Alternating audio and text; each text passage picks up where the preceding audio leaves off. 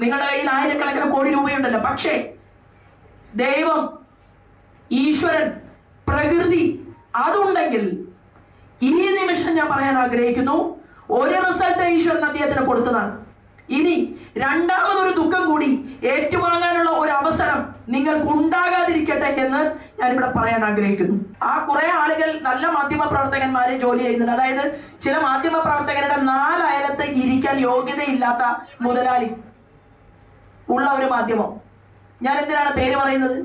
ഒരു പ്രധാനപ്പെട്ട ചാനൽ ഒരു പിറന്നാൾ സമ്മാനം നൽകിയിരിക്കുകയാണ്. ഞാൻ 13 വയസ്സ് മുതൽ ഈ സമൂഹത്തിന്റെ മുന്നിലുണ്ട്. സാധാരണഗതിയിൽ ഹിന്ദു വിശ്വാസ പ്രകാരം ഒരു പിറന്നാൾ ദിവസത്തിൽ വയസ്സ് പറയാൻ പാടില്ല എന്നുള്ളതാണ്. പക്ഷേ ഞാൻ ആ പ്രധാനപ്പെട്ട ചാനലിൻ്റെ മുതലാളിക്ക് വേണ്ടി എൻ്റെ ആയുസ് കുറച്ച് കുറയ്ക്കാൻ തീരുമാനിച്ചിരിക്കുകയാണ്.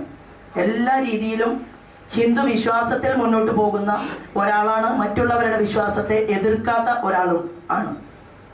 എനിക്ക് ഇന്ന് 50 വയസ്സ്, മീനമാസത്തിലെ ഉത്രട്ടാതി.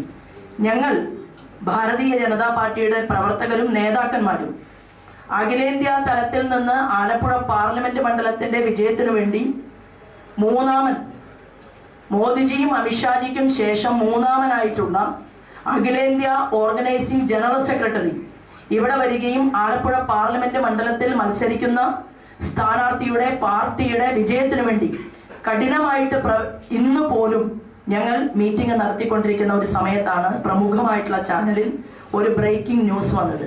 എന്താണ്?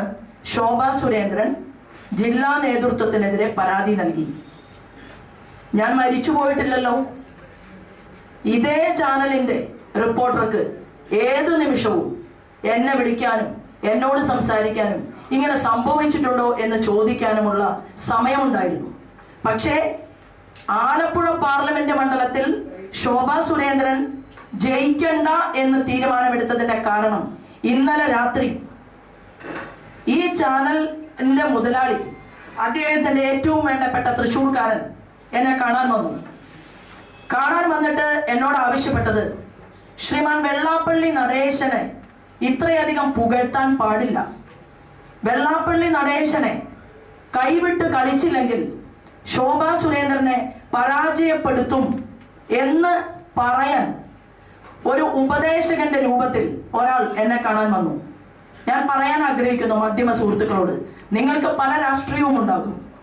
എന്നെ പോലെ തന്നെ നിങ്ങൾക്ക് നിങ്ങളുടേതായ രാഷ്ട്രീയ പാർട്ടിയിൽ വിശ്വസിക്കാനുള്ള അവകാശമുണ്ട്. പക്ഷേ ഒരു സ്ത്രീ ഇത്രയും വർഷങ്ങളായി കേരളത്തിൽ പൊതുപ്രവർത്തനത്തിന് നേതൃത്വം കൊടുത്തിട്ട് ഇത്രയും നാണം കെട്ട, നിങ്ങളുടെ തെരഞ്ഞെടുപ്പ് ഫണ്ടിന് ആവശ്യമായ പണം മുഴുവൻ ഞാൻ തരാം എന്ന് പറഞ്ഞുകൊണ്ട് ഒരു ഏജന്റിനെ എന്നെ കാണാൻ വിട്ടാൽ കരിമണൽ കർത്തയും KC വേണുഗോപാലും ഈ വ്യക്തിയും തമ്മിൽ എന്ത് വ്യത്യാസമാണുള്ളത്? നിങ്ങൾ പറയണം. ഇത് 9ാമത്തെ തെരഞ്ഞെടുപ്പാണ്. ഈ 9 തെരഞ്ഞെടുപ്പുകളിൽ ഞാൻ കേരളത്തിൽ മത്സരിച്ചിട്ടുണ്ട്. ഓരോ മുതലാളിയുടെയും മുന്നിൽ പോയി അവരെ ഭീഷണിപ്പെടുത്തി, നിങ്ങൾ എൻ്റെ തെരഞ്ഞെടുപ്പ് പ്രവർത്തനത്തിന് 10 ലക്ഷം രൂപ തരണം, അല്ലെങ്കിൽ 5 ലക്ഷം രൂപ തരണം എന്ന് പറഞ്ഞ ഒരു ചരിത്രവുമില്ല. മുണ്ട് മുറുക്കിയെടുത്ത് ഞാനും എൻ്റെ സഹപ്രവർത്തകരും കഷ്ടപ്പെട്ട് പണിയെടുത്ത് ആലപ്പുഴ പാർലമെന്റ് മണ്ഡലത്തിൽ ത്രികോണ മത്സരം ഉണ്ടാകുമെന്നും ഞാൻ വിജയിക്കുമെന്നും ബോധ്യം വന്നപ്പോ എന്നെ തകർക്കാൻ KC വേണുഗോപാലിന് വേണ്ടി, കരിമണൽ കർത്തയ്ക്ക് വേണ്ടി ഈ ചാനൽ പണിയെടുത്തിട്ടുണ്ടെങ്കിൽ ഞാൻ പറയാൻ ആഗ്രഹിക്കുന്നു, ഇവിടുത്തെ ലക്ഷക്കണക്കിന് വരുന്ന ഭാരതീയ ജനതാ പാർട്ടിയുടെ പ്രവർത്തകരെയും ഇവിടെ ഇരിക്കുന്ന മുഴുവൻ നേതാക്കളും ഞാനും ഈ പിറന്നാൾ ദിവസം ആ ചാനലിന്റെ മുന്നിൽ ഭക്ഷണം പോലും കഴിക്കാതെ നിരാഹാരം ഇരിക്കാൻ തന്റേടമുള്ള ഒരു സ്ത്രീയോടാണ് നിങ്ങൾ ഇത്രയും വൃത്തികെട്ട ഈ മാധ്യമ പ്രവർത്തനം നടത്തിയിട്ടുള്ളത്. അടിയന്തരമായി നിങ്ങൾ ഈ ചെയ്തിട്ടുള്ള അന്യായമായിട്ടുള്ള ന്യൂസ് അത് പിൻവലിച്ചില്ലെങ്കിൽ എന്നെ കാണാൻ വന്നയാളുടെ പേരും എല്ലാ ചാനലുകൾക്കും വേദനയാണ്. കാരണം എന്നെ കണ്ട മുതലാളിയുടെ പേരും ഏത് കാറിലാണ് വന്നതെന്നും എത്ര മണിക്കാണ് എൻ്റെ വീട്ടിൽ വന്നതെന്നും ക്യാമറ എൻ്റെ വീട്ടിലുണ്ട് എന്ന് മനസ്സിലാക്കിക്കൊണ്ട് എൻ്റെ വീടിന്റെ ഗേറ്റിന് മുന്നിൽ നിന്ന് സംസാരിച്ചതും ഉൾപ്പെടെ അടുത്ത പത്രസമ്മേളനത്തിൽ എന്നെ കൊണ്ട് പറയിപ്പിക്കരുത് എന്നുകൂടി ഞാൻ മുഴുവൻ മാധ്യമ സുഹൃത്തുക്കളുടെ മുന്നിലും അറിയിക്കാൻ വേണ്ടിയിട്ടാണ് ഈ മാധ്യമ സുഹൃത്തുക്കളെ ഈ നിമിഷത്തിൽ ഞാൻ കാണാൻ ആഗ്രഹിക്കുന്നത്. ഒരു തോന്നലുണ്ടാകും, ശോഭാ സുരേന്ദ്രൻ മത്സര രംഗത്ത് വിജയിച്ച് MP ആയി മന്ത്രിയായി ഇരിക്കാനുള്ള കൊതിയുണ്ടല്ലോ, അത് ശോഭാ സുരേന്ദ്രനെ സുഖകരമായിട്ട് ഇരിക്കാനല്ല, ഈ കേരളത്തിലെ പാവപ്പെട്ടവർക്ക് വേണ്ടിയാണ്. ഞാൻ പൊതുപ്രവർത്തനവുമായി മുന്നോട്ട് പോകുമ്പോൾ ഒരു സ്ത്രീ എന്നുള്ള രീതിയിൽ, ഒരമ്മ എന്നുള്ള രീതിയിൽ ഞാൻ വിജയിച്ചുകൊണ്ടാണ് എൻ്റെ മാധ്യമ സുഹൃത്തുക്കളുടെ മുന്നിൽ നിൽക്കുന്നത്. ഞാൻ വളരെ സന്തോഷത്തോടു കൂടിയാണ് ഇരിക്കുന്നത്. കഞ്ഞി കുടിക്കാൻ ഗതിയുണ്ട്, ഉടുതുണിക്ക് മറുതുണിയുണ്ട്.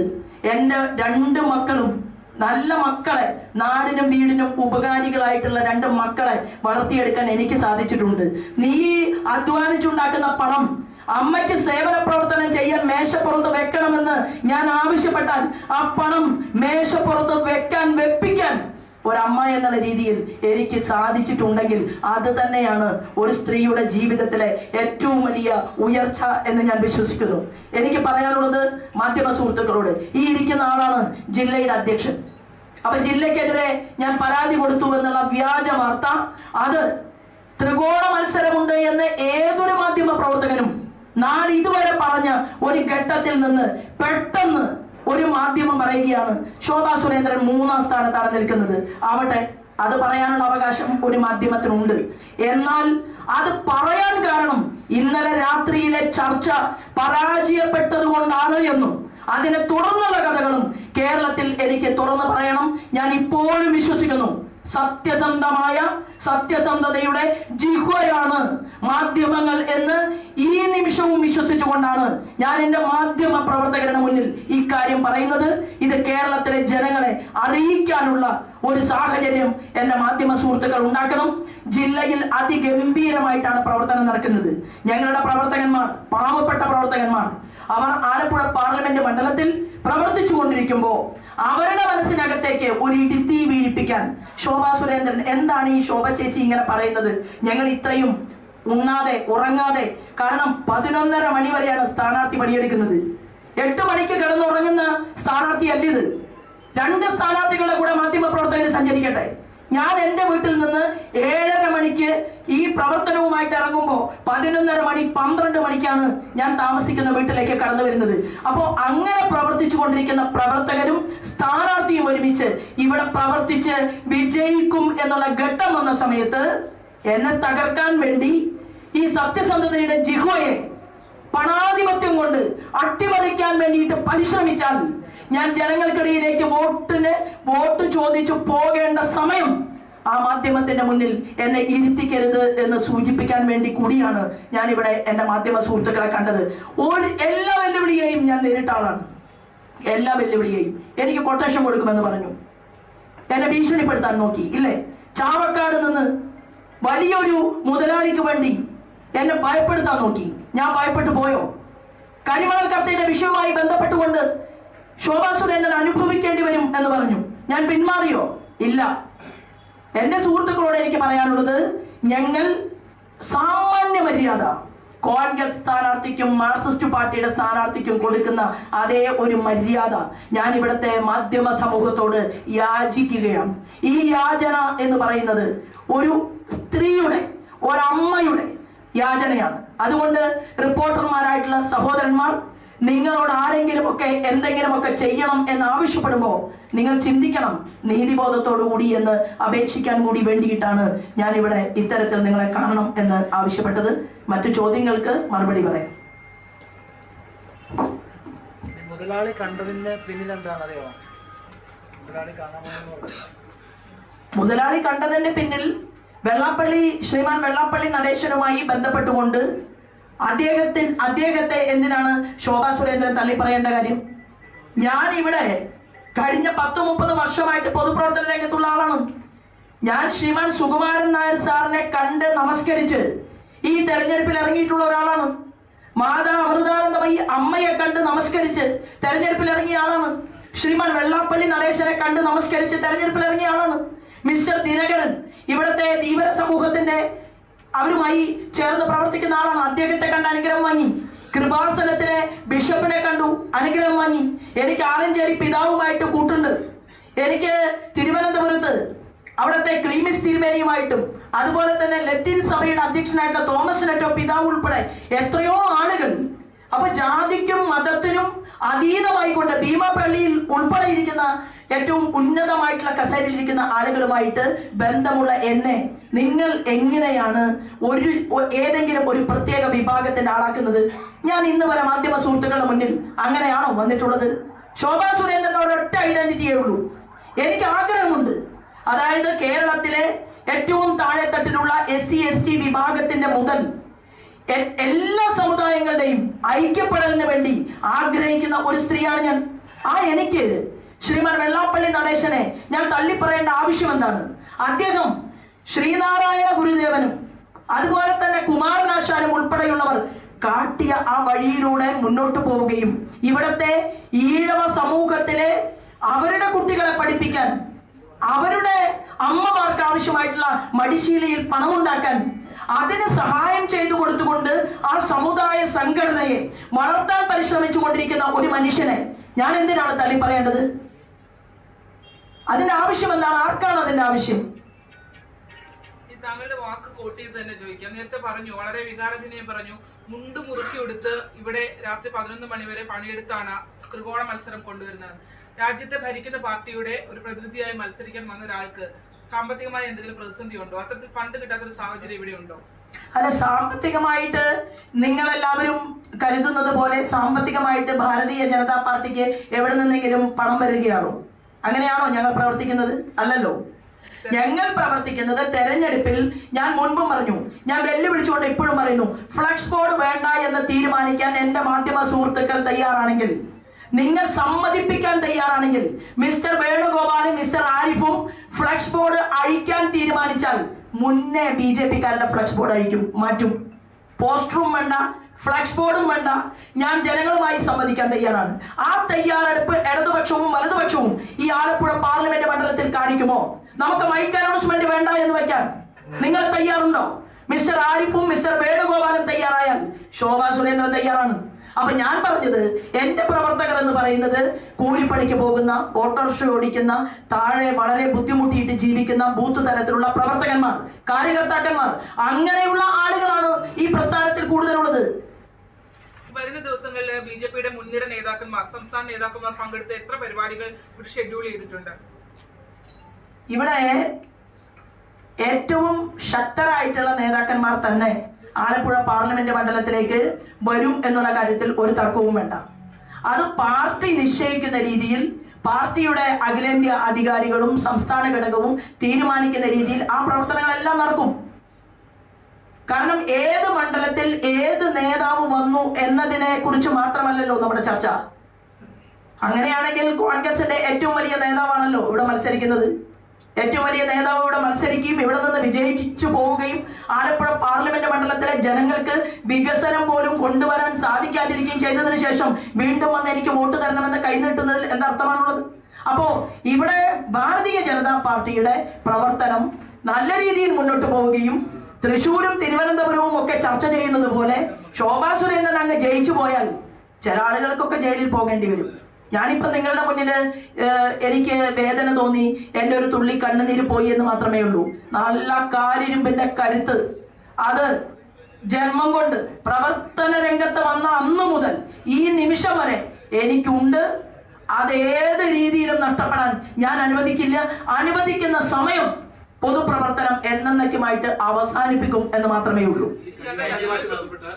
കരിമണൽ ബന്ധപ്പെട്ട് വന്നപ്പോൾ തൊട്ട് തന്നെ ചോദിച്ച ആരോപണങ്ങൾ ഉന്നയിക്കുന്നുണ്ട്. പ്രത്യേകിച്ച് കരിമണൽ കർത്തായുമായിട്ട് ബന്ധപ്പെട്ടൊക്കെ ആരോപണം ഉന്നയിക്കുന്നുണ്ട്. അപ്പം ഈ വ്യവസായി കാണാൻ വന്നതിന് പിന്നിലും ഈ കരിമണൽ ലോബിയുടെ ഇടപെടലാണെന്ന് കരുതുന്നുണ്ടോ? അത് കരിമണൽ ലോബിയുടെ ഇടപെടൽ എന്നതിനെ കറക്റ്റായിട്ട് എനിക്കതിൽ അനുഭവമില്ല. എൻ്റെ മുന്നിലുള്ള അനുഭവം എന്ന് പറയുന്നത് വളരെ ധനാഢ്യനായ ഒരു മനുഷ്യൻ, വളരെ ധനാഢ്യനായിട്ടുള്ള ഒരു മനുഷ്യൻ, ഒരുപാട് കുടുംബങ്ങളെ വഴിയാധാരമാക്കിയ ഒരു മനുഷ്യൻ, ആയിരക്കണക്കിന് കോടി രൂപ ആസ്തിയുള്ള ഒരു മനുഷ്യൻ, ആ വ്യക്തിക്ക് എതിരായിട്ട് ഞാൻ തൃശ്ശൂരിൽ പ്രവർത്തിക്കുന്ന സമയത്ത് ചില ഭൂമികളും കാര്യങ്ങളും എല്ലാം ജപ്തി ചെയ്ത് സ്വരുക്കൂട്ടിയപ്പോ ഞാൻ അദ്ദേഹത്തെ നേർക്ക് നേർ നിന്ന് പോരാടിയിട്ടുണ്ട്. ഞാൻ അദ്ദേഹത്തോട് പറഞ്ഞിട്ടുണ്ട്, നിങ്ങളുടെ കയ്യിൽ നിന്ന് 10 ലക്ഷം രൂപ ഒരാൾ കടം വാങ്ങിയാൽ ആ 10 ലക്ഷം രൂപ കടം കൊടുത്തതിന്റെ പേരിൽ 1 കോടി രൂപ ആസ്തി അത് ജപ്തി ചെയ്തുകൊണ്ട് കുടുംബാംഗങ്ങളെ റോഡിൽ ഇറക്കാൻ തീരുമാനിച്ചപ്പോ പല കുടുംബങ്ങളുടെയും മുന്നിൽ വിളക്കായിട്ട് ഞാൻ നിന്നിട്ടുണ്ട്. അത് ഈ തെരഞ്ഞെടുപ്പിൽ ഉപയോഗിക്കും എന്നുള്ളത് ഞാൻ സ്വപ്നത്തിൽ പോലും വിചാരിച്ചിട്ടില്ല. എനിക്കറിയില്ല, ഞാൻ പൊതുപ്രവർത്തനം നടത്തുന്നത് ആരെയെങ്കിലും സമാധാനപ്പെടുത്താനോ തൃപ്തിപ്പെടുത്താനോ അല്ല. ഞാൻ പൊതുപ്രവർത്തന രംഗത്ത് നിൽക്കുന്നതും മുന്നോട്ട് പോകുന്നതും സ്ഥാനാർത്ഥി കുറച്ചല്ലേ പ്രസംഗിക്കാൻ പാടും. മാധ്യമ സുഹൃത്തുക്കൾ പറയാ, കേരളത്തിലെ ഏത് സ്ഥാനാർത്ഥിയാണ് ശോഭാ സുരേന്ദ്രനെ പോലെ പൊതുപരിപാടികളിലും സ്ഥാനാർത്ഥി എന്നുള്ള രീതിയിലും മണിക്കൂറുകൾ സംസാരിച്ചിട്ടുള്ളത്? ഒരു ചെറിയ ഓൺലൈൻ ചാനൽ വന്നാൽ പോലും അവരെ ശോഭ ചേച്ചി 20 മിനിറ്റ് സംസാരിക്കണമെന്ന് പറഞ്ഞാൽ 25 മിനിറ്റ് സംസാരിച്ചിട്ടല്ലേ ഞാൻ നിർത്തിയിട്ടുള്ളൂ. ഞാൻ കൂടുതൽ ചിരിച്ച് അഭിനയിച്ച് സ്നേഹം പ്രകടിപ്പിച്ച് സംസാരം കുറച്ച് ആളുകളെ വേദനിപ്പിക്കൽ കുറച്ച് കഴിഞ്ഞാൽ വോട്ട് കുറച്ച് കൂടുതൽ കിട്ടും. തർക്കമില്ലാത്ത കാര്യമാണ്, എനിക്കറിയാം. ഇതെന്റെ 9ാമത്തെ തെരഞ്ഞെടുപ്പാണ്. പക്ഷെ ഞാൻ തയ്യാറില്ല. ഞാൻ അങ്ങനെ എന്റെ വാക്കുകൾ ആർക്കെങ്കിലും മുന്നിൽ പണയം വെച്ച് അവസാനിപ്പിക്കാൻ തീരുമാനിച്ചിട്ടില്ല, തയ്യാറില്ല എന്നുള്ളതാണ്. അതുകൊണ്ട് എനിക്കിത് പറയാതിരിക്കാൻ വയ്യ. അങ്ങനെ ഒരു അവസരം എനിക്കുണ്ടായി.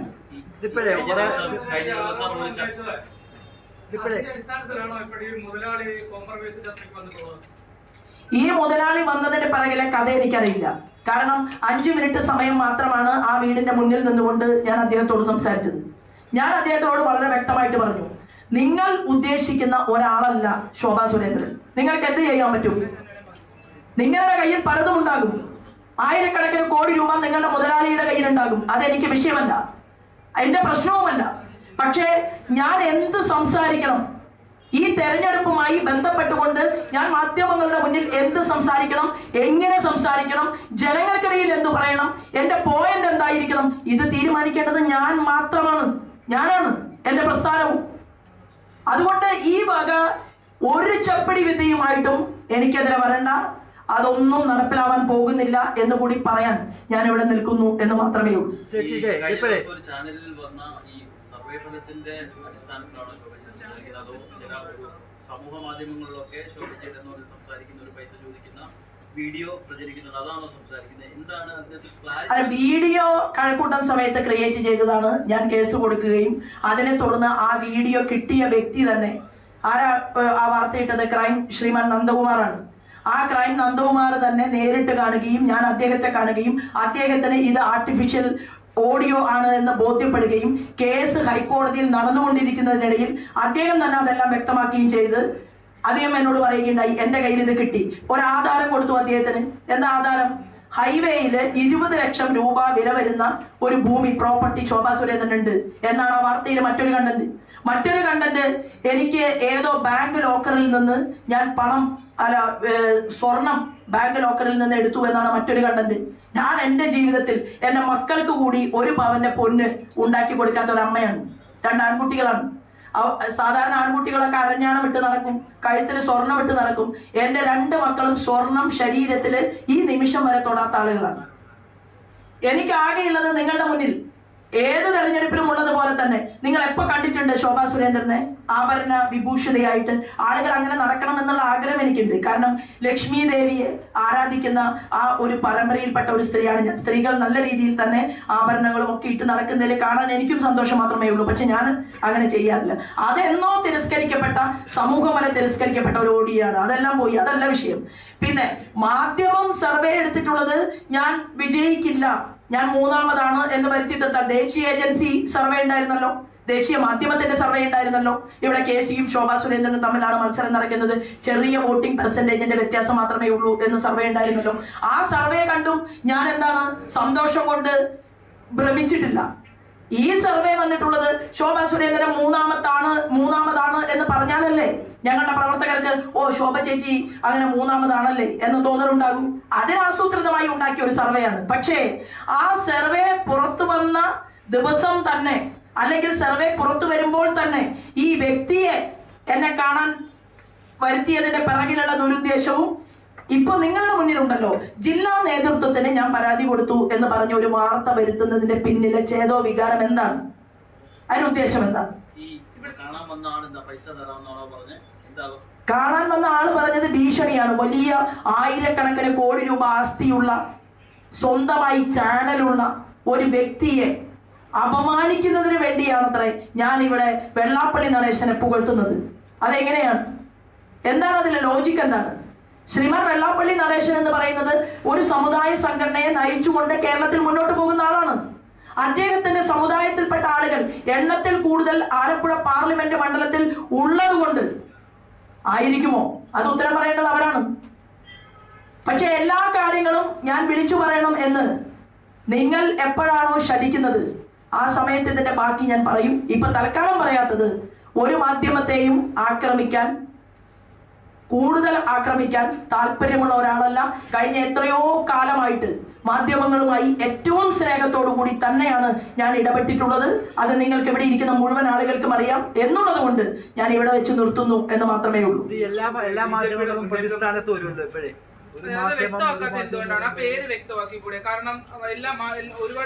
ഇവിടെ ഇരിക്കുന്ന ഇത്രയും ബുദ്ധിമാന്മാരായിട്ടുള്ള മാധ്യമ സുഹൃത്തുക്കൾക്ക് ഞാൻ ആ പേര് വ്യക്തമാക്കിയാലേ വ്യക്തമാകൂ എന്നൊന്നുമില്ല.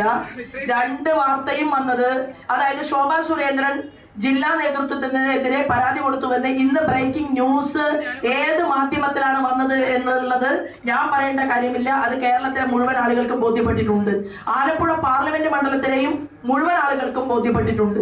അതിനകത്ത് കുറെ നല്ലവരായിട്ടുള്ള മാധ്യമ പ്രവർത്തകർ ജോലി ചെയ്യുന്നുണ്ട്. ആ കുറെ ആളുകൾ നല്ല മാധ്യമ പ്രവർത്തകന്മാരെ ജോലി ചെയ്യുന്നുണ്ട്. അതായത് ചില മാധ്യമ പ്രവർത്തകരുടെ 4 അയലത്ത് ഇരിക്കാൻ യോഗ്യതയില്ലാത്ത മുതലാളി ഉള്ള ഒരു മാധ്യമം. ഞാൻ എന്തിനാണ് പേര് പറയുന്നത്? എനിക്കതിനെ കുറിച്ച് അങ്ങനെ താല്പര്യമില്ല. കാരണം മാധ്യമ സുഹൃത്തുക്കൾ അവരും ജീവിക്കുകയാണ്. അവര് ജീവിക്കാൻ വേണ്ടി ഇപ്പൊ എന്നെ ഞാൻ പറയട്ടെ, ഞാൻ യൂറിനറി ഇൻഫെക്റ്റഡ് ആയിട്ട് എന്നെ ഒരു ഹോസ്പിറ്റലിൽ അഡ്മിറ്റ് ചെയ്തു. കൊറോണ സ്റ്റാർട്ടിങ്ങിലാണ്. ഹോസ്പിറ്റലിൽ എന്നെ കെടുത്തി. എന്നെ ആരാ നോക്കേണ്ടത്? ആ ആശുപത്രിയിലെ ഗൈനക്കോളജിസ്റ്റ് ആണ്. അല്ലെ, ഗൈനക്കോളജിസ്റ്റ് എന്നെ പരിശോധിക്കുന്നു, എനിക്ക് ഇഞ്ചക്ഷൻ തരുന്നു. എനിക്ക് യൂറിൻ പോകാത്ത ബുദ്ധിമുട്ടുണ്ടായി, ഇഞ്ചക്ഷൻ തരുന്നു. അങ്ങനെ ഞാൻ അവിടെ കിടക്കുന്ന സമയത്ത് ഓർത്തോപെഡിക് സർജൻ വന്ന് എന്നെ 2ാമതും ഇഞ്ചക്ഷൻ ചെയ്യുന്നു. എന്റെ ശരീരം മുഴുവൻ, എനിക്ക് പോലും എന്നെ കണ്ടാൽ തിരിച്ചറിയാത്ത സാഹചര്യം ഉണ്ടാകുന്നു. കൊറോണയുടെ ഏറ്റവും ആദ്യം കൊറോണ തുടങ്ങുന്ന സമയത്താണ്. കുടുംബത്തിലുള്ളവർ മുഴുവൻ ആശങ്കപ്പെടുന്നു. എന്റെ ശരീരം മുഴുവൻ വികൃതമായിട്ട് ഒരാഴ്ചക്കാലം അമൃത ഹോസ്പിറ്റലിൽ എന്നെ അഡ്മിറ്റ് ചെയ്തു. ഞാൻ മാധ്യമ സുഹൃത്തുക്കളെ വിളിച്ചു പറഞ്ഞോ ആശുപത്രി മുതലാളി എന്നെ കൊല്ലാൻ നോക്കിയെന്ന്? പറഞ്ഞില്ലല്ലോ. എന്താ കാരണം? തൃശ്ശൂർ ജില്ലയില് ഒരു പ്രമുഖമായിട്ടുള്ള ആശുപത്രിയുടെ മുന്നിൽ അവിടെ 18 വയസ്സിനും 22 വയസ്സിനും ഇടയ്ക്കുള്ള പെൺകുട്ടികളെ ഗൾഫിലേക്ക് കയറ്റി വിടുന്ന ഒരു മുതലാളിക്കെതിരെ അച്യുതാനന്ദൻ സഖാവ് കേരളത്തിന്റെ മുഖ്യമന്ത്രിയായിരിക്കുമ്പോൾ ഞാനും മനുഷ്യാവകാശ പ്രവർത്തകൻ ജോയ് കേദാരവും ഉൾപ്പെടെ കൊടുത്ത പരാതിയുടെ അടിസ്ഥാനത്തിൽ ഒരു ആശുപത്രി മുതലാളിയെ അറസ്റ്റ് ചെയ്തു. ആ ആശുപത്രി മുതലാളിയുടെ പാർട്ട്ണറായിരുന്നു എന്നെ ഇഞ്ചക്ട് ചെയ്ത മനുഷ്യൻ, ഡോക്ടർ. എന്തിനാണ് ഓർത്തോപെഡിക് സർജൻ എന്നെ അത്തരത്തിൽ ഒരു സാഹചര്യം ഉണ്ടാക്കിയത്? ഞാൻ എന്താ മാധ്യമ പ്രവർത്തകരെ വിളിച്ച് ആശുപത്രിയുടെ പേര് പറഞ്ഞ് ആ ഹോസ്പിറ്റൽ അടിച്ചു പൊളിച്ച് കളയാനുള്ള സാഹചര്യം ഉണ്ടാക്കാത്തത്? അവിടുത്തെ നേഴ്സുമാർ, അവിടുത്തെ പാവപ്പെട്ട സ്ത്രീകൾ എന്നെ വികൃതമായിട്ട് ഈ രൂപത്തിൽ കണ്ടപ്പോ എന്റെ കാല് പിടിച്ച നേഴ്സുമാരുണ്ട്. മാധ്യമങ്ങളോട് ഇത് കേൾക്കുകയാണെങ്കിൽ അവർക്കത് മനസ്സിലാവും. ഞാൻ ആ ആശുപത്രിയെ രക്ഷിച്ചതും അവിടെ ജോലി ചെയ്യുന്ന പാവങ്ങളെ ഓർത്തുകൊണ്ടാണ്. അത് ഞാൻ സഹിച്ചു. ഇപ്പൊ ഒരു സാഹചര്യം വന്നപ്പോൾ ഞാൻ പറഞ്ഞു എന്ന് മാത്രമേ ഉള്ളൂ. ഇത്രയും ഭീകരയാണോ ഞാൻ? എന്നെ ഇങ്ങനെ ജീവിക്കണ്ട എന്ന് തീരുമാനമെടുക്കാൻ, എന്നെ ഇല്ലാതാക്കാൻ പറ്റുമോ എന്ന് നോക്കാൻ, എന്റെ ശബ്ദം ഇല്ലാതാക്കാൻ പറ്റുമോ എന്ന് നോക്കാൻ ഇത്രയും കൂടുതൽ ലാത്തി ചാർജ് ഏറ്റുവാങ്ങിയ ഏത് പൊതുപ്രവർത്തക സ്ത്രീ ഉണ്ട് കേരളത്തിൽ? ഈ പോലീസ് എന്നെ ഇങ്ങനെ, നിങ്ങൾക്ക് ഞാൻ അതിന്റെ വിഷ്വലിപ്പ് തരാം. എന്റെ കൂടെയുള്ള IT കുട്ടികളുടെ കയ്യിൽ അതുണ്ട്. ഗൗരി അമ്മയ്ക്കും അജിതയ്ക്കും ശേഷം ഇത്രയും കൂടുതൽ വളഞ്ഞിട്ട് ആക്രമിച്ച് അടിച്ച് തല പൊട്ടിച്ച് ഇവിടെ മുതൽ ഇവിടെ വരെ പ്ലാസ്റ്റിക് സർജറി ചെയ്തു L2 ഹോസ്പിറ്റലിൽ തൃശ്ശൂരില്. എന്നിട്ട് ഞാനത് നിങ്ങളോട് എല്ലാവരോടും പറഞ്ഞ് എന്നെ ഇങ്ങനെ ആക്കി, എനിക്ക് ശാരീരികമായി ബുദ്ധിമുട്ടുണ്ടായിട്ടുണ്ട്. ഞാൻ പറഞ്ഞോ? എപ്പോഴെങ്കിലും മാധ്യമ സുഹൃത്തുക്കളെ വിളിച്ച് ഞാൻ എന്റെ ദുഃഖവും ദുരിതവും പറഞ്ഞിട്ടുണ്ടോ? ഇല്ലല്ലോ. എന്നെ കൊല്ലാൻ ശ്രമിച്ചുവെങ്കിൽ ഞാൻ പറഞ്ഞോ? ഇല്ല. ഇന്നൊരു അവസരം വന്നപ്പോൾ എനിക്ക് നിങ്ങളോട് ഇനി പറയാതിരിക്കാൻ നിർവാഹമില്ല. ഇത് എന്നെ അവസാനിപ്പിക്കാനാണ് രാഷ്ട്രീയപരമായിട്ടെങ്കിൽ, എന്നെ വ്യക്തിപരമായിട്ട് ആക്രമിക്കാനോ ഇല്ലാതാക്കാനോ ശ്രമിച്ചോളൂ. നിങ്ങളുടെ കയ്യിൽ ആയിരക്കണക്കിന് കോടി രൂപയുണ്ടല്ലോ. പക്ഷേ ദൈവം, ഈശ്വരൻ, പ്രകൃതി അതുണ്ടെങ്കിൽ ഈ നിമിഷം ഞാൻ പറയാൻ ആഗ്രഹിക്കുന്നു, ഒരു റിസൾട്ട് ഈശ്വരൻ അദ്ദേഹത്തിന് കൊടുത്തതാണ്. ഇനി രണ്ടാമതൊരു ദുഃഖം കൂടി ഏറ്റുവാങ്ങാനുള്ള ഒരു അവസരം നിങ്ങൾക്ക് ഉണ്ടാകാതിരിക്കട്ടെ എന്ന് ഞാനിവിടെ പറയാൻ ആഗ്രഹിക്കുന്നു. ബിജെപിയുടെ ജില്ലാ പ്രസിഡന്റ് മാവേലിക്കരയിൽ നിന്ന് ആലപ്പുഴയിലേക്ക് ചുമതല മാറിയിട്ടുണ്ടോ? ബിജെപിയുടെ ജില്ലാ അധ്യക്ഷൻ മാവേലിക്കര പാർലമെന്റ് മണ്ഡലത്തില് ചുമതലക്കാരനായിട്ട് പ്രവർത്തിച്ചുകൊണ്ടിരിക്കുകയായിരുന്നു. അതിനിടയിലാണ് ആലപ്പുഴയിലേക്ക് ശോഭാ സുരേന്ദ്രൻ സ്ഥാനാർത്ഥിയായി വരുന്നത്. ജില്ലാ അധ്യക്ഷൻ അറിഞ്ഞിട്ടോ ശോഭാ സുരേന്ദ്രൻ അറിഞ്ഞിട്ടോ അല്ല. സംസ്ഥാന ഘടകത്തിന് പോലും വളരെ അവസരം. കാരണം ഞാൻ ഒരു ആശുപത്രിയിൽ ഹെർണിയയുടെ സർജറി കഴിഞ്ഞ് 3 മാസം റെസ്റ്റ് പറഞ്ഞ് ഇരിക്കുന്ന ഒരാളായിരുന്നു. 1 മാസം കഴിയുന്നതിന് മുൻപാണ് ഈ തെരഞ്ഞെടുപ്പ് പ്രഖ്യാപിക്കുന്നത്, അതായത് സ്ഥാനാർത്ഥി ലിസ്റ്റ് വരാൻ പോകുന്നത്. മോദിജി തൃശ്ശൂരിൽ വന്നപ്പോൾ ഞാൻ തൃശ്ശൂരിൽ അഡ്വാൻസ് പ്രസംഗിച്ചു.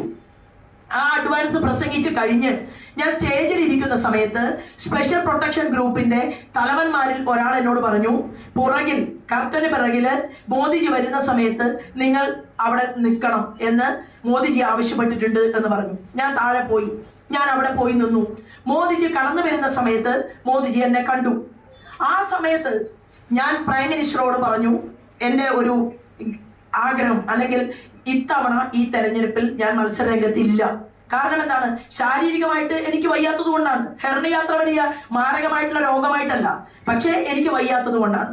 സംസ്ഥാന അധ്യക്ഷനോടും ഞാൻ പറഞ്ഞു, ഓർഗനൈസേഷൻ ജനറൽ സെക്രട്ടറിയോടും ഞാൻ പറഞ്ഞു, അഖിലേന്ത്യാ തലത്തിൽ നദ്ദാജി അറിയിച്ചു. എല്ലാവരെയും അറിയിച്ചതിന് ശേഷവും സംസ്ഥാന ഘടകവും അഖിലേന്ത്യാ ഘടകവും ഒരുമിച്ച് തീരുമാനമെടുക്കുകയാണ് ഉണ്ടായത്. മത്സരിക്കാൻ തീരുമാനിച്ചു.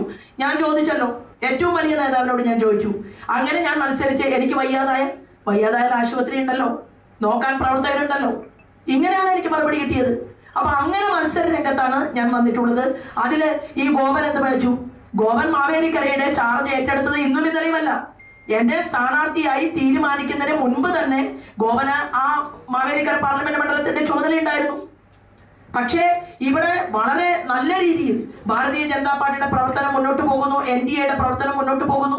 അതുകൊണ്ട് ഈ ചുമതല ജില്ലാ പ്രസിഡന്റ് തന്നെ ഏറ്റെടുക്കണമെന്ന് ആവശ്യപ്പെട്ടത് ഗോപൻ തന്നെയാണ്. ഗോപൻ ആഗ്രഹിക്കുന്നത് പ്രസ്ഥാനത്തിനു വേണ്ടിയാണ്. ഓർഗനൈസേഷൻ ജനറൽ സെക്രട്ടറിയും ഗോപനും ഒരുമിച്ച് ചേർന്നുകൊണ്ട് ഇവിടെ പ്രവർത്തനം വർദ്ധിപ്പിക്കുമ്പോൾ അതിലാർക്കാണ് ഇത്ര ബുദ്ധിമുട്ടുള്ളത്? എന്നാണ് ആ ചുമതലയിലേക്ക് വന്നത്? എന്നാണ് ഇപ്പൊ ഒരു 5-6 ദിവസമായി. 6 ദിവസമായിട്ടോ? ഈ ആലപ്പുഴ A ക്ലാസ് മണ്ഡലമായിട്ട് കേന്ദ്ര നേതൃത്വം പരിഗണിച്ചിട്ടുണ്ട്. പ്രത്യേകിച്ച് BJPയുടെ ഈ ക്ലാസിഫിക്കേഷൻ ഉണ്ടല്ലോ, അതായത് മികച്ച പ്രകടനം കാഴ്ചവെക്കുന്ന മണ്ഡലങ്ങൾ എന്ന നിലയിൽ. അതിനകത്ത് ആലപ്പുഴ കഴിഞ്ഞ 1,87,000 പരം വോട്ട് നേടിയ ഒരു സ്ഥലമാണ്. അപ്പൊ ആലപ്പുഴയിൽ ഇത്തവണ ശോഭിച്ചു വന്നതോടെ കൂടുതൽ മെച്ചപ്പെട്ട ഒരു ഫലം ഉണ്ടാകുന്ന പ്രതീക്ഷ അടിസ്ഥാനത്തിൽ അങ്ങനെ എന്തെങ്കിലും ചെയ്തിട്ടുണ്ടോ? അല്ല, ഞങ്ങളെ സംബന്ധിച്ച് ഒരു A ക്ലാസ് മണ്ഡലമെന്നോ അല്ലെങ്കിൽ B ക്ലാസ് മണ്ഡലമെന്നോ ഉള്ള പ്രത്യേകതയില്ല. നോക്കൂ, ജനങ്ങളാണല്ലോ രാജാക്കന്മാർ. ജനങ്ങളുടെ കയ്യിലിരിക്കുന്ന വോട്ടാണ്. ഈ ജനങ്ങളുടെ കയ്യിലിരിക്കുന്ന വോട്ട് കൂടുതൽ പാർട്ടിക്ക് സാധ്യതയുള്ള ആലപ്പുഴയെ കൂടി അതിനകത്തേക്ക് ലിസ്റ്റിലേക്ക് പെടുത്തണമെന്നുള്ളത് അഖിലേന്ത്യാ ഘടകം തീരുമാനിച്ചിട്ടുണ്ടെങ്കിൽ തന്നെ അതിന് നമ്മൾ എന്തിനാണ് ഇത്ര വലിയൊരു പബ്ലിസിറ്റി കൊടുക്കണമെന്നുണ്ടോ? തീരുമാനിച്ചിട്ടുണ്ടെങ്കിൽ തന്നെ ഒരു പബ്ലിസിറ്റിയുടെ ആവശ്യവും ഇവിടെ ഇല്ല എന്നുള്ളതാണ്. A ക്ലാസ് തീരുമാനിക്കുന്നത് ജനങ്ങളല്ലേ. ആലപ്പുഴ പാർലമെന്റിലെ ജനങ്ങൾ, കേരളത്തിലെ ജനങ്ങൾ പ്രസ്ഥാനം ആഗ്രഹിക്കുന്നത് പോലെ തന്നെ ആലപ്പുഴയെ A+ ആയിട്ട് സ്വീകരിച്ചിട്ടുണ്ട് എന്നുള്ളത് എനിക്കും എന്റെ മാധ്യമ സുഹൃത്തുക്കൾക്കും ബോധ്യപ്പെട്ടിട്ടുണ്ട്. പക്ഷെ അത്ര രീതിയിൽ വേണ്ടത്ര നേതാക്കന്മാർ വന്നൊരു പ്രചാരണം കാണുന്നില്ലല്ലോ BJPയിൽ. എവിടെയാണ് ഇപ്പോ? നോക്കൂ, A ക്ലാസ് മണ്ഡലം ഒരു പ്രയോറിറ്റി ലിസ്റ്റിലേക്ക് വന്ന ഒരു മണ്ഡലത്തിൽ നിങ്ങളുടെ സംസ്ഥാന നേതാക്കന്മാർ അടക്കമുള്ള മുതിർന്ന നേതാക്കൾ വന്നൊരു പ്രചാരണം കാണുന്നില്ലല്ലോ മറ്റു സ്ഥാനാർത്ഥികളുടെ പോലെ. ശ്രീമാൻ AN രാധാകൃഷ്ണൻ അദ്ദേഹം ഇവിടെ വന്നു. സംസ്ഥാന അധ്യക്ഷൻ ശ്രീമാൻ സുരേന്ദ്രൻ വന്നു. അതുപോലെ തന്നെ സന്ദീപ് വചസ്പതി, ശിവശങ്കരൻ, അതുപോലെ പ്രമീള ദേവി. ഞങ്ങളുടെ സംസ്ഥാന തലത്തിലെ നിങ്ങൾ മണ്ഡല കൺവെൻഷനുകൾ കാണുന്നില്ല. അതുകൊണ്ടാണ് ഈ പറയുന്നത്. എല്ലാ ദിവസവും നിയോജക മണ്ഡലം കാരണം സ്ഥാനാർത്ഥിയുടെ മാധ്യമ സുഹൃത്തുക്കളെ എന്റെ കൂടെയാണ് ചില സമയത്ത് നടക്കുന്നത്. എല്ലാ മണ്ഡലങ്ങളിലും വിപുലമായി ആയിരക്കണക്കിലധികം പ്രവർത്തകർ പങ്കെടുക്കുന്ന കൺവെൻഷനുകൾ ഇവിടെ നടന്നു വരുന്നുണ്ട്. ഇന്നലെയും കൺവെൻഷൻ ഉണ്ടായിരുന്നു. AN രാധാകൃഷ്ണനാണ് പങ്കെടുത്തത്. അപ്പൊ സംസ്ഥാന തലത്തിലെ നേതാക്കന്മാർ വന്നു. പിന്നെ ഞാൻ തന്നെയാണ് അതിന് കാരണക്കാരി. എന്റെ സുഹൃത്തും മഹാരാഷ്ട്രയുടെ ഉപമുഖ്യമന്ത്രിയുമായിട്ടുള്ള ശ്രീമാൻ ഫഡ്നാവിസ് ഇവിടെ വരണം എന്നാവശ്യപ്പെട്ടു. ഞാൻ എന്താ പറഞ്ഞെന്നറിയുമോ? ഞങ്ങൾ അഖിലേന്ത്യാ തലത്തിൽ നിന്ന് വലിയ രീതിയിലുള്ള ഒരു മാസ് ക്യാമ്പയിൻ ഞങ്ങൾ ആഗ്രഹിക്കുന്നുണ്ട്. ജില്ലാ നേതാക്കന്മാരാണെങ്കിലും സ്ഥാനാർത്ഥി എന്നുള്ള രീതിയിൽ ഞാനും ആഗ്രഹിക്കുന്നുണ്ട്. ഒരുപാട് പൊതുസമ്മേളനങ്ങൾ ഇവിടെ പ്ലാൻ ചെയ്യണമെങ്കിൽ അതിനൊക്കെ എന്തിനാണ് ഇത്രയധികം പൈസ ചെലവഴിക്കുന്നത്? ഞങ്ങളിപ്പോഴും 1-2 നേതാക്കളെ പ്രതീക്ഷിക്കുന്നുണ്ട്. ഞങ്ങൾ അറിയിച്ചിട്ടുണ്ട്. അവര് വരാൻ സമയമുണ്ടെങ്കിൽ തീർച്ചയായിട്ടും വരും എന്നുള്ള കാര്യത്തിൽ ഞങ്ങൾക്ക് പ്രതീക്ഷയുണ്ട്. ഈ ബിജെപിയുടെ മുന്നേറ്റം ഉണ്ടെന്ന് പറഞ്ഞു. അപ്പൊ അതിന് ഗൂഢാലോചനയുണ്ട് എന്തെങ്കിലും, അതായത് ഈ മുന്നേറ്റത്തെ തകർക്കാനുള്ള എന്തെങ്കിലും പൊളിറ്റിക്കൽ അല്ലെങ്കിൽ ഇന്നർ നിങ്ങളുടെ പാർട്ടിപരമായിട്ട് എന്തെങ്കിലും ഉള്ള അങ്ങനെ ഇടപെടൽ എന്തെങ്കിലും ഉണ്ടാകുന്നുണ്ടോ, അല്ലെങ്കിൽ വേറെ പുറത്തുനിന്ന് ഇടപെടലുണ്ടോ? ഇതിന് ഒരു മുന്നണി രൂപീകരിച്ചിട്ടുണ്ട്. ഭാരതീയ ജനതാ പാർട്ടി NDAയുടെ മുന്നേറ്റത്തെ ആലപ്പുഴ പാർലമെന്റ് മണ്ഡലത്തിൽ തകർക്കാൻ ഒരു മുന്നണി ബാഹ്യമായിട്ട് പുറത്ത് പ്രവർത്തിക്കുന്നുണ്ട്. ആ മുന്നണി കരിമണൽ കർത്തയുടെ മുന്നണിയാണ്. ആ മുന്നണി മിസ്റ്റർ KC വേണുഗോപാലിന്റെ മുന്നണിയാണ്. ആ മുന്നണി പിണറായി വിജയന്റെ കൂടി മുന്നണിയാണ്. പിണറായി വിജയന്റെ മകന്റെ അമ്മായിയച്ഛന്റെ കേസ് ദേശീയ ഏജൻസിയുടെ മുമ്പാകെ കൊടുത്തത് ഞാനാണ്. കരിമന്നൂരിലെ സഹകരണ സംഘ തട്ടിപ്പുമായി ബന്ധപ്പെട്ടുകൊണ്ട് 3 വർഷക്കാലമായി അതിനുവേണ്ടി പാവങ്ങൾക്ക് വേണ്ടി പോരാട്ടത്തിന് നിൽക്കുന്നത് ഞാനാണ്. എക്സാലോജിക്കുമായി ബന്ധപ്പെട്ടുകൊണ്ട് ദേശീയ ഏജൻസി മുൻപാകെ നിൽക്കുന്നത് ഞാനാണ്. രാജസ്ഥാനിലെ ശിശ്രാമോളയുടെയും KC വേണുഗോപാലിന്റെയും വിഷയത്തിൽ മുന്നിൽ നിൽക്കുന്നത് ഞാനാണ്. അപ്പൊ ഇങ്ങനെ ശോഭാ സുരേന്ദ്രൻ, അങ്ങനെ ഒരു ശോഭാ സുരേന്ദ്രൻ വേണ്ടെന്നേ. പാർലമെന്റിനകത്ത് പോയി അഥവാ ഒരു ഉയർന്ന പദവിയിൽ എങ്ങാനും വന്നുപോയാലോ, അപ്പൊ ചില ആളുകൾക്ക് പെട്ടെന്ന് ജയിലിനകത്ത് പോകേണ്ട ഒരു സാഹചര്യം ഉണ്ടായാലോ, അതിനേക്കാൾ നല്ലത് എങ്ങനെയെങ്കിലും ഇത് ഇല്ലായ്മ ചെയ്യാൻ പറ്റുമോ എന്ന് നോക്കിയല്ലേ. ഞാൻ അതാ മനസ്സിലാക്കുന്നത്.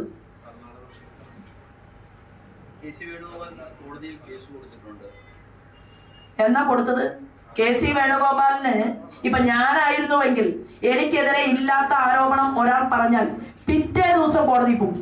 പിറ്റേ ദിവസം KC വേണുഗോപാല് 18 ദിവസം ഇരുന്നും കിടന്നും നിന്നും ആലോചിച്ചു. ശോഭാ സുരേന്ദ്രൻ പറഞ്ഞ പരാതിക്കെതിരായി കോടതിയിൽ പോകാൻ 18 ദിവസം കാത്തിരിക്കേണ്ടി വന്നു KC വേണുഗോപാലിന്. എന്തായിരുന്നു കാരണം? മേജർ മൈനിങ്ങിന് കേരളത്തിൽ സാങ്ഷൻ കൊടുത്ത മുഖ്യമന്ത്രി ദേശീയ ഏജൻസി അന്വേഷിക്കണം. വ്യവസായ വകുപ്പ് മന്ത്രി ദേശീയ ഏജൻസിയുടെ അന്വേഷണം വരും. ഫയലുകൾ സെക്രട്ടേറിയറ്റിനകത്തുണ്ടായിരുന്നു. അപ്പൊ KC വേണുഗോപാല് സെക്രട്ടേറിയറ്റിലെ ഫയലുകൾ മുക്കാൻ 18 ദിവസം കാത്തിരുന്നു. മാധ്യമങ്ങളിൽ റിപ്പോർട്ട് വന്നല്ലോ. ആ ഫയലുകൾ ഇപ്പൊ അവിടെ കാണുന്നുണ്ടോ? കരിമണൽ കർത്തയ്ക്ക് മൈനിങ് അനുവദിച്ചു കൊടുത്ത ഫയലുകൾ മുഴുവൻ സെക്രട്ടേറിയറ്റിൽ നിന്ന് മുക്കിയതിന് ശേഷമാണ് KC വേണുഗോപാൽ കോടതിയിൽ പോയിട്ടുള്ളത്. അതുകൊണ്ടാണ് ഇത്രയും താമസം വന്നത്. ആ കോടതിയിലെ കേസിനെ എല്ലാം ഞാൻ കൈകാര്യം ചെയ്യാം. എന്റെ മാധ്യമ പ്രവർത്തകർ ഇവിടെ ഉണ്ടല്ലോ. ഞാൻ ജീവനോടെ ഉണ്ടെങ്കിൽ തുടങ്ങിയത് അവസാനിപ്പിച്ചിട്ടേ നിർത്തൂ. ഇത് ഞാൻ തൃശ്ശൂരിലെ മുൻ മന്ത്രിയോട് പറഞ്ഞിരുന്നു.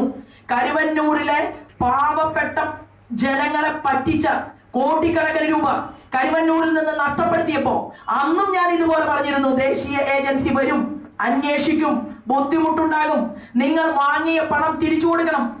സഖാക്കളുടെ പണമാണ് ബഹുഭൂരിപക്ഷമാണ് നഷ്ടപ്പെട്ടത്. ആ ജനം എന്നെ വിശ്വസിച്ച് കൂടെ നിന്നിട്ടുണ്ടെങ്കിൽ ആ വിഷയത്തില് എന്താ മാധ്യമ സുഹൃത്തുക്കൾ അന്വേഷിക്കാത്തത്? അരുൺ, എങ്ങനെയാണ് വടക്കാഞ്ചേരിയിൽ അരുൺ മരിച്ചത്? ആരെ കൊന്നത്? രാത്രി 1 മണിക്ക് അരുൺ കൊല ചെയ്യപ്പെട്ട സ്ഥലത്ത് ഇന്ന് ജയിലിനകത്ത് കിടക്കുന്ന AC മൊയ്തീന്റെ കൂട്ടുകാരൻ അരവിന്ദാക്ഷൻ എന്തിനു പോയി? 1 മണിക്ക് അരുൺ മരിക്കുന്നു. 1:05 അരവിന്ദാക്ഷൻ അവിടെ എത്തുന്നു. എന്തേ മാർക്സിസ്റ്റ് പാർട്ടിയുടെ ജില്ലാ സെക്രട്ടറി അന്വേഷിക്കാതിരുന്നത്? എന്തേ ആലത്തൂരിലെ മുൻ MP ബിജു അന്വേഷിക്കാതിരുന്നത്? അരുണിന്റെ അമ്മ ഭ്രാന്തിയായി ജീവിക്കുകയാണ് വടക്കാഞ്ചേരിയിൽ. എന്താ മാധ്യമ സുഹൃത്തുക്കൾക്ക് അന്വേഷിക്കണ്ടേ?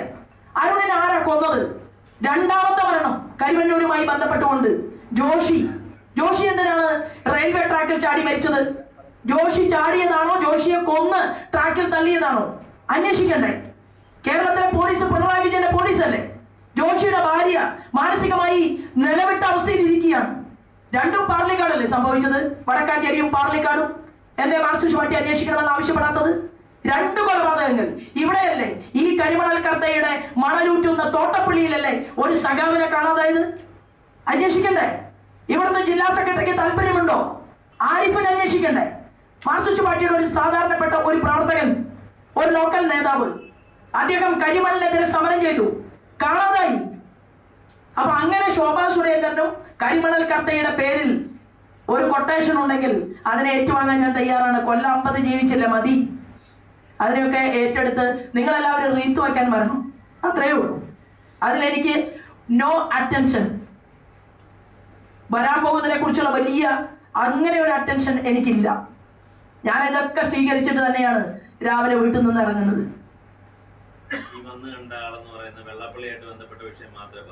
മാത്രം അത് കൂടുതൽ ബുദ്ധിമുട്ടുണ്ടാക്കും. തുടരെ ഓരോ വാർത്തകൾ വരും, പല മാധ്യമങ്ങളെയും സ്വാധീനിക്കും. ശോഭാ സുരേന്ദ്രനെ ജയിച്ചു പോകാം. SNDP പൂർണ്ണ പിന്തുണയുണ്ടോ? SNDP വോട്ടുകൾ എത്രമാത്രം ലഭ്യമാകുമെന്ന് പ്രതീക്ഷിക്കുന്നത്? ഞാൻ ഈ നിമിഷം വരെ എന്റെ മാധ്യമ സുഹൃത്തുക്കളോടാ ഇപ്പൊ ആദ്യം സംസാരിക്കുന്നത്. ഏത്, ഞാനിപ്പോ ഇന്നലെ രാത്രി മുതൽ ഈ വിഷയം ഉണ്ടായിട്ട് ശ്രീമാൻ വെള്ളാപ്പള്ളിയെ പോലും വിളിച്ച് ഞാൻ പറഞ്ഞിട്ടില്ലല്ലോ ഇങ്ങനെ ഒരാൾ എന്നെ കാണാൻ വന്നുവെന്നോ ഇങ്ങനെ ഒരു സാഹചര്യം സംസാരിച്ചുവെന്നോ അവരോട് പോലും ഞാൻ പറഞ്ഞിട്ടില്ല. ഞാൻ നിങ്ങളോടാണ് ആദ്യം പറയുന്നത്. കാരണം ഇനി മുതൽ എനിക്ക് പറയണം. എന്റെ വീട് ആക്രമിച്ചപ്പോ, ഞാൻ താമസിക്കുന്ന മലപ്പുറം ജില്ലയിലെ എന്റെ വീട് എറിഞ്ഞു, ആക്രമിച്ചു. എന്നോട് മാർക്സിസ്റ്റ് പാർട്ടിയിലെ പ്രമുഖനായ ഒരു നേതാവ് പറഞ്ഞല്ലോ, ഞങ്ങളുടെയൊക്കെ നേതാവായിരുന്നുവെങ്കിൽ 2 ദിവസം ആശുപത്രിയിൽ കിടന്നേനെ എന്ന് പറഞ്ഞ വലിയ നേതാവ് കേരളത്തിൽ ജീവിച്ചിരിക്കുന്നുണ്ട്. ഞാൻ ഏതെങ്കിലും മാധ്യമ പ്രവർത്തകരെ വിളിച്ചു പറഞ്ഞു എനിക്ക് വലിയ പ്രൊട്ടക്ഷൻ വേണം, എന്റെ വീട് ആക്രമിക്കാൻ വന്നു, കല്ലെറിഞ്ഞു. ഞാൻ അങ്ങനെയൊന്നും ചെറിയ കാര്യത്തിൽ വീഴുന്ന ഒരാളല്ല. ഒന്നുകിൽ എന്നെ കൊല്ലണം, അല്ലെങ്കിൽ ഈ മാഫിയ മുന്നണികളോട് ഞാൻ പറയുകയാണ്, ശോഭാ സുരേന്ദ്രനെ നിങ്ങൾക്ക് ഒന്നുകിൽ കൊല്ലാം, ഞാൻ ജീവനോടെ ഉണ്ടെങ്കിൽ എന്റെ പാതി വഴിയിൽ തുടങ്ങിയത് അവസാനിപ്പിക്കാം എന്നുള്ള ധാരണ ഒരാൾക്കും വേണ്ട. അത് നടക്കില്ല. SNDP വോട്ടുകൾ കിട്ടുമെന്ന് പ്രതീക്ഷിക്കുന്നുണ്ടോ? അതാണ് ചോദ്യം. അല്ല, അത് പിന്തുണയുണ്ടോ? കാരണം വെള്ളാപ്പള്ളി നടേശന് വേണ്ടി നിലകൊണ്ടതാണ് ഇത്തരം ഒരു വാർത്തയടക്കം വന്നു. ഞാൻ ശ്രീമാൻ വെള്ളാപ്പള്ളി നടേശന് അനുകൂലമായിട്ട് നിലകൊണ്ടത് കൊണ്ട് മാത്രമല്ല, ശ്രീമാൻ വെള്ളാപ്പള്ളി നടേശന്റെ അദ്ദേഹത്തെ സ്നേഹിക്കുന്ന ഒരുപാട് ആളുകൾ ആലപ്പുഴ പാർലമെന്റ് മണ്ഡലത്തിൽ ഉണ്ട് എന്നുള്ളത് കൊണ്ടാണ് എനിക്ക് SNDPയുടെ തലപ്പത്തിരിക്കുന്ന വെള്ളാപ്പള്ളി സാറിനെയും NSSന്റെ തലപ്പത്തിരിക്കുന്ന സുകുമാരൻ സാറിനെയും അച്ഛനെ പോലെ ഒരുപോലെ സ്നേഹമാണെങ്കിലോ, നിങ്ങൾ രഹസ്യമായിട്ടൊന്ന് സുകുമാരൻ സാറിനെ ഏതെങ്കിലും ഒരു മാധ്യമ പ്രവർത്തകൻ കാണാൻ പോവുക, എന്താണ് എന്നെ കുറിച്ചുള്ള സുകുമാരൻ സാറിന്റെ അഭിപ്രായം എന്ന് ചോദിക്കുക. ഇവിടെ ശബരിമല വിഷയം ഉണ്ടായപ്പോഴും, ഇവിടെ ഗണേശനെ നിന്ദിച്ച വിഷയം ഉണ്ടായപ്പോഴും ഞാനാണ് ഫേസ്ബുക്കിൽ ഏറ്റവും ആദ്യം സുകുമാരൻ സാറിന് പിന്തുണ പ്രഖ്യാപിച്ചുകൊണ്ട് പോസ്റ്റ് ഇട്ടത്. എന്തുകൊണ്ടാണ്? അദ്ദേഹം എടുത്ത നിലപാടിന്റെ കൂടെയാണ് അന്ന് നമ്മൾ നിൽക്കുന്നത്. അല്ല, വോട്ടുകൾ എല്ലാവരുടെയും ലഭ്യമാകും. 50,000 വോട്ടിന് ജയിക്കണോ 1,00,000 വോട്ടിന് ജയിക്കണോ എന്ന് ഇവിടുത്തെ ആലപ്പുഴ പാർലമെന്റ് മണ്ഡലത്തിലെ ആളുകൾ ആലോചിക്കുകയാണ്. കാരണം കോൺഗ്രസുകാർ, മാർക്സിസ്റ്റ് പാർട്ടിക്കാർ എല്ലാവരും എനിക്ക് രഹസ്യമായിട്ട് പല ആളുകളും സംസാരിക്കുന്നുണ്ട്. പലർക്കും ഞാൻ ഷാളിട്ട് കൊടുക്കുന്നുണ്ട്. അത് നമുക്ക് എന്തായാലും തെരഞ്ഞെടുപ്പ് കഴിഞ്ഞിട്ട് പറഞ്ഞാൽ പോലെ. പിണറായി വിജയൻ കഴിഞ്ഞ ദിവസം വന്നപ്പോൾ പിണറായി വിജയൻ പറഞ്ഞത് കേരളത്തിൽ 20 ഒറ്റയിടത്ത് പോലും NDA സഖ്യവും BJP ജയിക്കില്ല, 2ാം സ്ഥാനത്ത് പോലും വരില്ലെന്നാണ് പിണറായി ആവർത്തിച്ച് പറഞ്ഞത്. പിണറായി വിജയൻ കുറെ നാളായിട്ട് നല്ല സ്വപ്നം കാണുന്ന കൂട്ടത്തിലാണ്. ഇവിടെ ആലപ്പുഴ പാർലമെന്റ് മണ്ഡലത്തിൽ വന്ന് വേറൊന്നും കൂടി അദ്ദേഹം പറഞ്ഞു. സ്വകാര്യ മുതലാളിമാര് ആരും ആലപ്പുഴയിലെ കരിമണൽ എടുക്കുന്നില്ല എന്നും പിണറായി വിജയൻ പറഞ്ഞു. അപ്പൊ പിണറായി കഴിഞ്ഞ കുറച്ച് നാളുകളായി പറഞ്ഞുകൊണ്ടിരിക്കുന്നത് പച്ചക്കള്ളമാണ് എന്ന് എല്ലാവർക്കും അറിയാം. പിന്നെ ആലപ്പുഴയിൽ BJP ഒന്നുമല്ലെങ്കിൽ എന്തിനാണ് കേരളത്തിന്റെ മുഖ്യമന്ത്രി ഇവിടെ വന്ന് ഈ തെരഞ്ഞെടുപ്പ് നടക്കുന്ന സമയത്ത് BJP ഒന്നുമല്ല എന്ന് പറയുന്നത്? BJP വിജയിക്കാൻ പോകുന്നത് കൊണ്ടാണ് ഒന്നുമല്ലാത്തവരെ എന്തിനാ മൈൻഡ് ചെയ്യുന്നത്? വെറുതെ വിട്ടാ പോരെ. ഒന്നുമല്ലാത്ത BJP ആണെങ്കിൽ ആലപ്പുഴ പാർലമെന്റ് മണ്ഡലത്തിൽ ഇടതുപക്ഷത്തിന് BJPയെ മുന്നേറ്റത്തിൽ, ഭാരതീയ ജനതാ പാർട്ടിയുടെ NDA സ്ഥാനാർത്ഥിയുടെ മുന്നേറ്റത്തിൽ ഭയപ്പാടില്ലെങ്കിൽ വെറുതെ വിടാമല്ലോ. അപ്പോ ഇവിടെ മനസ്സിലായി, ആറ്റിങ്ങലിലെ പൊന്നാപുരം കോട്ട, ഇടതുപക്ഷത്തിന്റെ കോട്ട ഇടിച്ചു പൊളിച്ച് 10% വോട്ട് 5 കൊല്ലം മുമ്പ്, അതായത് കഴിഞ്ഞ പാർലമെന്റിൽ വാങ്ങാൻ സാധിച്ച ഒരു വ്യക്തി പ്രസ്ഥാനവും ഇവിടെ മത്സരിക്കുമ്പോ ഇവിടെ 15% ഇടതുപക്ഷത്തിന്റെ മാർക്സിസ്റ്റ് പാർട്ടിയുടെ വോട്ട് കൂടെ പോരും എന്നുള്ള ഭയപ്പാട് കൊണ്ടാണ് കേരളത്തിന്റെ മുഖ്യമന്ത്രി അത്തരത്തിൽ ഒരു സ്റ്റേറ്റ്മെന്റ് പറഞ്ഞിട്ടുള്ളത്. അതൊന്നും ജനങ്ങൾ മുഖവിലേക്ക് എടുക്കും എന്ന് തോന്നുന്നില്ല. PV എന്ന് പറഞ്ഞാൽ പിണറായി വിജയൻ അല്ല എന്ന് പറഞ്ഞ ആളല്ലേ നമ്മുടെ മുഖ്യമന്ത്രി. കരിമണൽ കർത്തയുടെ ഡയറിയിലെ പേര് PV, അത് പിണറായി വിജയൻ അല്ല എന്നാണ് അദ്ദേഹം പറഞ്ഞത്. അതിൽ പരം കൂടുതൽ കാര്യങ്ങൾ ഭംഗിയായി പറയാൻ അദ്ദേഹത്തിന് മാത്രമേ സാധിക്കൂ. അല്ല, ഇന്ത്യയുടെ പ്രധാനമന്ത്രി എത്ര തവണയായി കേരളത്തിൽ വരുന്നു? നമ്മൾ അദ്ദേഹത്തോട് വീണ്ടും വീണ്ടും വരണം എന്ന് പറയുന്നതിൽ സാധാരണഗതിയിൽ ഞാൻ ആഗ്രഹിക്കുന്നത്, പുതുതായിട്ട് പാർട്ടിക്കകത്തേക്ക് വന്ന ആളുകൾ, സ്ഥാനാർത്ഥികളായി മത്സരിക്കുന്ന ആളുകൾ, അവർക്കാണ് കൂടുതൽ കൈത്താങ്ങ് കൊടുക്കേണ്ടത്. അപ്പോൾ മോദിജിയെ സംബന്ധിച്ച് എനിക്ക് എന്തായാലും ജനങ്ങൾക്കും അറിയാം ഒരു സ്നേഹവും വാത്സല്യവും ഒക്കെ എന്നോട് മോദിജിക്ക് കൂടുതലുണ്ട്. അതെനിക്ക് അനുഭവിക്കാൻ സാധിച്ചിട്ടുള്ള ഒരാളാണെന്ന്. അത് മണിച്ചിത്രത്താഴിലെ മോഹൻലാൽ പറഞ്ഞതുപോലെ ഞാൻ നിങ്ങളിൽ ഒരാളോട് ഒരു ചെറിയ സൂചന കൊടുത്തിട്ടുണ്ട്. മോദിജിയുടെ ഒരു ചെറിയ സമ്മാനം കിട്ടിയ ഒരു സ്ത്രീ കൂടിയാണ് ഞാൻ. അത് മുഴുവൻ തുറന്നു പറയാറായിട്ടില്ല. അത് ഇവിടെ ഇരിക്കുന്ന ഒരാൾ ചിരിക്കുന്നുണ്ട്, അയാൾക്കറിയാം. അത് രഹസ്യമായിട്ട് അയാളോട് ചോദിച്ചാൽ മതി. ഈ പന്തളം പ്രതാപൻ ഇപ്പൊ എവിടെയാണ്? അദ്ദേഹത്തിന് എവിടെ ചുമതല ഇപ്പൊ? അതല്ലേ പന്തളം പ്രതാപൻ? അദ്ദേഹത്തിന് ഇപ്പൊ എവിടെ ചുമതല? ആലപ്പുഴയുടെ ചുമതല ഉണ്ടായിരുന്ന അല്ല, പന്തളം പ്രതാപൻജിക്ക് മാവേലിക്കരയില് മാവേലിക്കരയില് ശ്രദ്ധിക്കണം. കാരണം അദ്ദേഹം അവിടെ മത്സരിക്കുന്ന സ്ഥാനാർത്ഥി എന്ന് പറയുന്നത് BD ജയസന്റെ സ്ഥാനാർത്ഥിയാണ്. ശക്തമായിട്ടുള്ള ഭാരതീയ ജനതാ പാർട്ടിയുടെ പ്രവർത്തനം അവിടെ ഉണ്ടാകണം എന്നുള്ളതിൽ ഒരു തർക്കവുമില്ല. എല്ലാ രണ്ട് ദിവസം, ഒരാഴ്ചയിലെ 3 ദിവസം അദ്ദേഹം മാവേലിക്കരയിലും ബാക്കി ദിവസം അദ്ദേഹം ഇവിടെയുമുണ്ട്. അപ്പൊ കാൽക്കുലേഷനിൽ എന്തെങ്കിലും പ്രശ്നം വരുന്നുണ്ടോ? കാരണം ആദ്യഘട്ടത്തിൽ BJP പ്രസിഡന്റ് അവിടെ പോകുന്നു, മറിച്ച് കൊല്ലത്ത് നിന്നുള്ള ചുമതലയുള്ള ഇങ്ങോട്ട് വരുന്നു, പിന്നീട് ഒരു മാസം പിന്നിടുമ്പോ ഇവരെ അങ്ങോട്ടും ഇങ്ങോട്ടും വെച്ചു മാറുന്ന ഒരു സാഹചര്യം. ഇത് എവിടെയെങ്കിലും മാറിയല്ലോ. ശ്രീമാൻ ഗോപന്റെ സ്ഥലം നോക്കൂ. മാവേലിക്കര പാർലമെന്റ് മണ്ഡലത്തിലല്ലേ ജില്ലാ പ്രസിഡന്റിന്റെ വീട് ഇരിക്കുന്നത്? അപ്പൊ അവിടെ ഞാൻ വരുന്നതിന് മുൻപാണല്ലോ അവിടെ എന്ത് ചെയ്യാൻ ചാർജ് ഏറ്റെടുത്ത് പോയത്. 6 ദിവസം മുമ്പാണ് തിരികെ വന്നത് പറയുന്നു. ഒരു മാസം പിന്നിടുന്നു. അല്ല, നല്ലതല്ലേ? അല്ല, മാധ്യമ സുഹൃത്തുക്കൾ പോലും 6 ദിവസം മുമ്പ് വരെ ഉണ്ടായിരുന്ന മനസ്സാണോ നിങ്ങൾക്ക് ഇപ്പോൾ ഉള്ളത്? ആലപ്പുഴ പാർലമെന്റ് മണ്ഡലത്തിൽ ഇവിടെ ഇരിക്കുന്നവരിൽ തന്നെ എത്രയോ ആളുകൾ എന്നോട് സംസാരിക്കുന്നുണ്ട് രഹസ്യമായിട്ട്. ശോഭാ സുരേന്ദ്രൻ ഇവിടെ വന്നതിന് ശേഷം ആലപ്പുഴ ആകെ ഇളകി മറിഞ്ഞു, ത്രികോണ മത്സരമായി എന്നും ജനങ്ങൾക്കിടയിൽ തന്നെ അമ്മമാര് പറയുന്നത്. എന്റെ കൂടെ രഹസ്യമായിട്ട് നിങ്ങൾ ഈ ചാനലിന്റെ ഈ വക സംവിധാനങ്ങളൊന്നും ഇല്ലാതെ വെറുതെ എന്റെ കൂടെ ഒന്ന് വരും. എന്നെ വരുന്നതും കെട്ടിപ്പിടിക്കുന്നതും വഴിയരികിൽ കാത്തു നിൽക്കുന്നതും BJPയും RSSും ആളുകൾ മാത്രമാണോ, അതോ പൊതുനിരത്തിലെ സ്ത്രീകളുണ്ടോ, സഹോദരന്മാരുണ്ടോ എന്ന് എല്ലാവർക്കും കാണാമല്ലോ.